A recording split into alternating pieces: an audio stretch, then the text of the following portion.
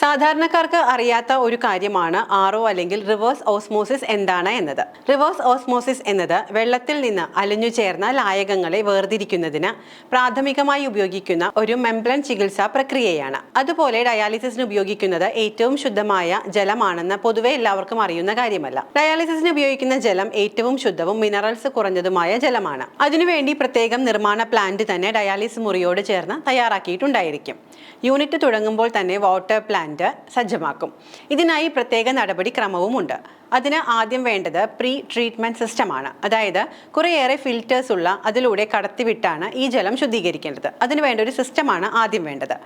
നമുക്ക് ലഭിക്കുന്ന വെള്ളത്തിൽ കണ്ണുകൊണ്ട് നേരിട്ട് കാണാൻ സാധിക്കാത്ത തരത്തിലുള്ള ചെളിയും ചെറിയ ചെറിയ മൺതരികളും ഉണ്ടാകാം. ഇത് ശുദ്ധീകരിക്കേണ്ടത് അനിവാര്യമാണ്. അതിനായി ആദ്യം തന്നെ സാൻഡ് ഫിൽറ്ററിലൂടെ വെള്ളം കടത്തിവിടുമ്പോൾ അതിലെ ചെളിയും മണ്ണും എല്ലാം ഒഴിവാക്കിക്കൊണ്ട് അടുത്ത ഫിൽറ്ററായ കാർബൺ ഫിൽറ്ററിലേക്ക് എത്തുന്നു. ഇവിടെ ഇതിനകത്ത് വെച്ച വെള്ളത്തിലുള്ള ക്ലോറിനും ക്ലോറമിനും എല്ലാം നീക്കി അടുത്ത ഫിൽറ്ററായ ഡി അയണൈസറിലേക്ക് കടത്തിവിടും. ഇതിനുള്ളിൽ വെച്ച് ഈ ജലത്തിലുള്ള അയൺ നീക്കം ചെയ്യുകയും അടുത്ത ഘട്ടമായ സോഫ്റ്റ്നറിലേക്ക് കടത്തിവിടുകയും ചെയ്യുന്നു. ഈ ഫിൽറ്ററിൽ വെച്ച് കാൽഷ്യം മുഴുവനായി നീക്കം ചെയ്യുകയും സോഡിയം പുനഃസ്ഥാപിക്കുകയും വെള്ളത്തിന്റെ കാഠിന്യം കുറച്ച് സോഫ്റ്റാക്കി മാറ്റുകയും ചെയ്യുന്നു.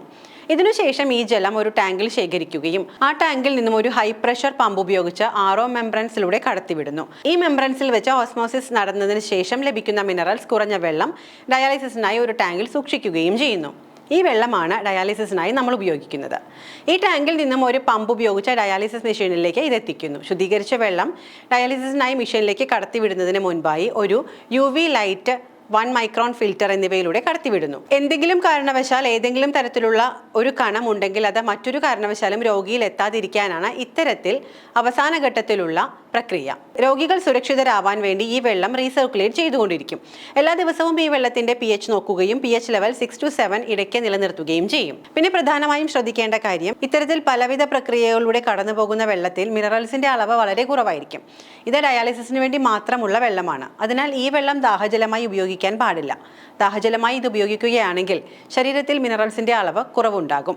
എല്ലാ ആഴ്ചയുടെയും അവസാന ദിവസം നിർബന്ധമായും പ്ലാന്റ് അണുവിമുക്തമാക്കണം. ടാങ്ക് മെഷീനിലേക്ക് പോയിരിക്കുന്ന ലൈൻ ഉൾപ്പെടെ കെമിക്കൽ ഡീഇൻഫെക്ഷൻ ചെയ്യണം. അല്ലാത്ത പക്ഷം മെഷീനിലേക്ക് പോയിരിക്കുന്ന ലൈനുകളിൽ ഫംഗൽ ഗ്രോത്ത് ഉണ്ടാവാൻ സാധ്യതയുണ്ട്. അതിനാൽ എപ്പോഴും വളരെ ജാഗ്രതയോടുകൂടി RO പ്ലാന്റ് കൈകാര്യം ചെയ്യാൻ എല്ലാ ടെക്നീഷ്യന്മാരും ശ്രദ്ധിക്കേണ്ടതുണ്ട്.